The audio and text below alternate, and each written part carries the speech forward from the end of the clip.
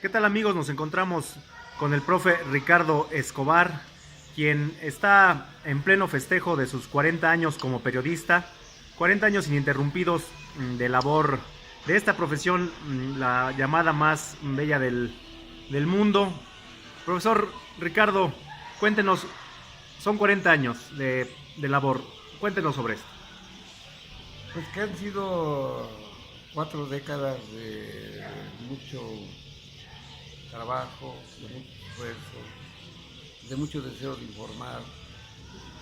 El hecho de que la sociedad exija comunicación es bien importante que nosotros cumplamos ese hueco que adolece, porque hoy todavía voy a las comunidades, a los municipios, y a 40 años la gente dice, es que el presidente municipal, es que la autoridad, el presidente de comunidad, no hace nada. Entonces, creo que tenemos esa obligación de cubrir ese hueco informativo, de buscar a las autoridades que nos digan qué están haciendo, porque al menos las comunidades dicen los vecinos que no se ven obras. Y cuando una comunidad exige información y trabajo, está en su derecho porque todos los funcionarios cobran un sueldo y no es justo que no hagan nada. Oiga, prof, en estas 4 décadas, como señala, que por un lado, ¿cuáles han sido las anécdotas más puntuales que tiene en su mente? Y por otro lado, ¿qué tanto ha cambiado este ejercicio periodístico, sobre todo por ahora el asunto de las redes sociales, por ejemplo? Bueno, hay muchas anécdotas. Yo podría incluso dedicar muchas horas a platicar mis anécdotas como periodista, pero creo que el hecho de haber entrevistado aquí en Tlaxcala al último constituyente michoacano, el profesor Luis Flores, que me dio esa oportunidad de conocer una opinión del gran deudo que tenía la revolución o el constituyente con el país, y que él reconoció que nunca pensaron en el seguro social. Él lo reconoció ahí en la entrevista y la publiqué en el Sol de Tlaxcala siendo reportero en 1983, y que más tarde yo los reproduje también en Uno más Uno, y que pues mucha gente me dijo, sí es cierto, ¿por qué el seguro social, que hoy en día es un soporte de salud para millones de mexicanos, no fue pensado por el constituyente? Pero como él explicaba en la entrevista, lo que pasa es que queríamos resolver la repartición de tierras, la igualdad de personas, el equilibrio social, pero nunca pensamos en la salud. Él lo reconoció en la entrevista y dijo que Lázaro Cárdenas reconoció esa falla y mandó a un grupo de mexicanos a Alemania precisamente a trasladar el modelo de salud que tiene ese país para traerlo a México y de esa manera dar respuesta como lo está dando hasta ahora el Seguro Social. ¿Cuándo fue? ¿En qué fecha fue esa entrevista? Fue en diciembre de 1983 en la ciudad de Apizaco, en una finca de San Luis, a un lado de Apizaco, ahorita no recuerdo el nombre, pero Santa Anita Gulac, ahí fue. Ok. Y ahora sí me comenta, profe, ¿qué diferencias hay en todo después de este tiempo, en el ejercicio periodístico que se hacía desde que usted empezó a los 20 años, si no me equivoco, Uh-huh. ahora que han pasado ya 40 años y que ahora hay pues todo un cúmulo de dispositivos, por ejemplo las redes sociales? ¿Cómo ha cambiado ese ejercicio periodístico? ¿Qué ve usted? No, lo que yo veo es que, por ejemplo, nuestros directores del Sol de Tlaxcala, de Síntesis, que tuve por ser reportero fundador, incluso del director de Milenio, del director de Uno más Uno, que fue expulsado de Excelsior en el movimiento que hubo contra el periodismo libre después del 68, es que los periodistas tenemos la obligación de asegurar la información. Y hoy en día veo con tristeza que hay casi 100 periódicos digitales en Tlaxcala y no confirman la información y se puede crear incluso una desinformación. Los famosos Newsleak que están afectando a la comunicación internacional y regional y nacional. Es un peligro el recibir información falsa y ahí es donde todos debemos de cuidar el que haya certeza en la información. Es decir, ¿cuál es, ya con la experiencia que tiene precisamente, en ese sentido, cuál sería pues la recomendación, si es válido? Bueno, yo creo que en las redes sociales ya han hecho algunos trabajos al respecto de ir filtrando con la capacidad que ellos tienen en el manejo de sus plataformas, de que la información que se divulga sea plenamente confiable, porque te imaginas una situación como es las redes sociales, donde hay millones de contactos, millones de clientes, millones de receptores, y que reciban una información falsa. No imagino las consecuencias, sería incluso catastrófico, porque por ejemplo, algunos medios de comunicación televisivos han vertido informaciones en ese sentido de que se daña mucho la información y crea psicosis. Y eso es un problema que las plataformas deben de cuidar. Sí, pero me salté el asunto de su trayectoria, ¿me lo puede resumir? Porque es interesante como lo estaba comentando. Fíjate que yo estudiando en la secundaria recibí la invitación de un maestro a hacer un periódico en la misma escuela. Yo estudié la secundaria en la Presidente Juárez de la ciudad de Tlaxcala, y en esa escuela ese maestro nos invitó a hacer un periódico impreso y logramos hacer 3 números. Pero en esos 3 números yo vi que tenía yo la aptitud, y luego de eso me motivé a seguir escribiendo. Ya en la preparatoria hice una revista literaria, y cuando entré a la universidad en 78 yo ya estaba escribiendo para el Sol de Tlaxcala, y en mayo de 1978 publiqué mi primera nota. En aquella época no se firmaban las notas, se publicaban y era ganancia. Luego, más tarde, tuve posibilidad de ingresar a 1+1, porque aquí en Santana Chautempan hubo un movimiento político abanderado por un partido político que se llamó el Partido Demócrata Mexicano. Del Gallo. El famoso Gallo. Y ese Gallo quemaba patrullas, cerraba carreteras, secuestraba presidentes municipales, y eso me dio oportunidad de escribir en 1+1. Más tarde, un amigo vino de la Ciudad de México a cubrir el periódico El Día y me dio oportunidad, porque él regresó a la Ciudad de México, a escribir en El Día, y tuve la oportunidad de escribir en 2 diarios nacionales al mismo tiempo.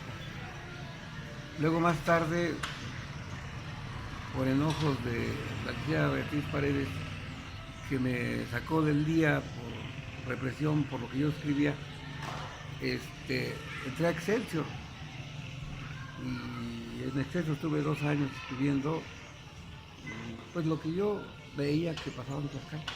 Más tarde 1+1 entró en crisis.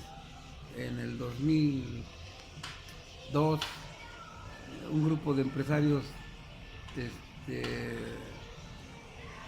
del Estado de México compraron la franquicia y se la llevaron al Estado de México, y entonces yo tuve oportunidad de trabajar a Milenio del 2002 al 2006, y en verdad que Milenio es un periódico que me formó también igual como 1+1. He hecho mi propio periódico, se llama Realidades de Tlaxcala, es un periódico que hago cada semana, de 6 páginas en promedio, en donde informo en los municipios conurbados a Tlaxcala y a Santana de las actividades que se desarrollan. Este periódico ya lleva 24 años de que lo imprimo aquí en la ciudad de Chautempa y he cometido un error de no entrar a digital. Este año lo voy a hacer porque hay que estar acordes a la tecnología. Como buen chautempense, profe, Sí, se dice que en Santana, para chismes y campanas Santana, ¿no? Se dice. ajá, sí, ¿Cómo ha evolucionado su Santana en ese tiempo? ¿Cómo lo ha visto? ¿Qué es de Santana? fíjate que es una buena pregunta. Santana sigue teniendo su tradición de rumor. Es algo que, como el agua, como el río, desgasta mucho. Y desafortunadamente las autoridades a veces no valoran esa situación de que si no dan información, se corre el rumor. Yo hace poco platicaba con el primer regidor de este municipio, Manuel Morán, y él mismo me decía, la gente se acerca y me pregunta, ¿cómo están las cuentas públicas de Santana? ¿Por qué no hay obra? Pero él me decía, si yo que soy el primer regidor y de Hacienda y no las tengo, pues imagínate el ciudadano si las va a tener. Y eso crea un rumor porque tarde o temprano la autoridad que está arriba, y es Héctor Domínguez Rogelio, pues va a recibir el impacto porque ya la gente socialmente ha cambiado, ya exige cuentas, ya exige que las autoridades trabajen, que justifiquen el presupuesto, que ya no lo desaparezcan o se lo limiten, y es ahí donde se le puede revertir aquí al alcalde de nuestra ciudad, bueno, ciudad y municipio. Muy bien, profe. Oiga, por otro lado, sabemos que tiene algunos planes en el ámbito periodístico celebrando sus 40 años, un museo del periodista. ¿Esto cómo se está cocinando? Bueno, son varias actividades las que estamos realizando. El primer término, el 31 de agosto de este año, vamos a montar una exposición fotográfica, la denomino 50 años de periodismo en Tlaxcala. Contiene 30 fotos de periodistas tlaxcaltecas que durante los últimos 50 años han escrito en favor de la ciudadanía, y varios de ellos incluso son santaneros, ¿no? Estos periodistas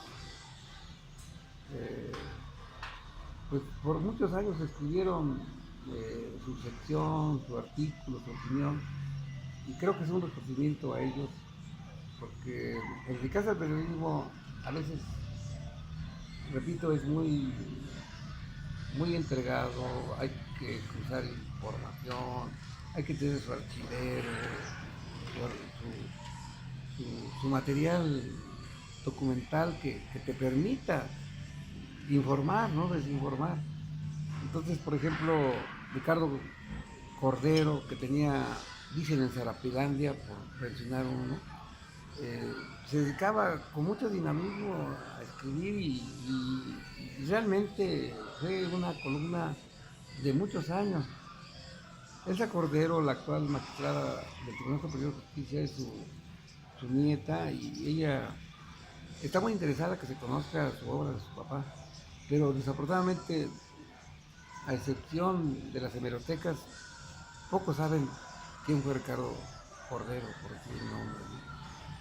Y si de eso vamos a otro periodista, como el hombre que escribía junto al río, Pepito García, que también tengo integrado su imagen en esta colección fotográfica, pues habla que realmente poco conocemos los tlaxcaltecas de los que han estado realizando la labor informativa. Ubaldo Morales González, por ejemplo, otro periodista no originario de Tlaxcala, de Puebla, por muchos años informó a través del Heraldo de México lo que pasaba en Tlaxcala, y tan importante fue su labor en 15 años que cuando él estaba muy emocionado por su desempeño de información, falleció abruptamente de un ataque al corazón. Sin embargo, tengo su fotografía, pero con de eso otras fotografías como la familia Mata y otros más. Y ahora bien, del plan del museo, que suena muy interesante. Pues voy a seguir coleccionando las fotos. Realmente en estos días he tenido trabajo de contacto con familias de otros periodistas tlaxcaltecas que de alguna manera han aportado su trabajo de escribir y creo que se puede lograr buenas cosas. Y buscar que las autoridades y que el gobernador Marco Mena realmente tenga una trascendencia. Yo creo que si bien es cierto que su mandato es muy reducido de 4 Breve. años y 8 meses, en ese lapso puede hacer buenas cosas. Uno Ok. de esos, aportar un museo. Ok, prof, pues algo que nos quiera comentar sobre actividades ya que no, para finalizar. Tengo otra actividad que estoy desarrollando, la comenté en radio, más bien en televisión de Tlaxcala. Estoy creando 2 centros de documentación sobre Tlaxcala. El próximo año se van a cumplir 500 años del encuentro entre dos mundos, dos visiones, dos culturas, que fue la conquista de México. Los españoles en 1519 llegaron a nuestro país y realizaron conquistas militares, sometimientos religiosos, pero todo eso existe en libros, pero la Biblioteca Central está cerrada desde hace 8 o 10 meses y no hay respuesta a esa situación. Entonces estoy creando ya en Tizatlán un centro de documentación sobre Tlaxcala y aquí en Santana, en la avenida Malinche, número 6, Colonia Reforma, también voy a crear un centro de documentación que va a tener alrededor de 200 libros para aportarlos para esta función de informar de este encuentro, porque los españoles de hace 8 años están escribiendo novelas, películas, muchas cosas, porque es la visión de ellos, pero ¿y nosotros a dónde quedamos? Ok.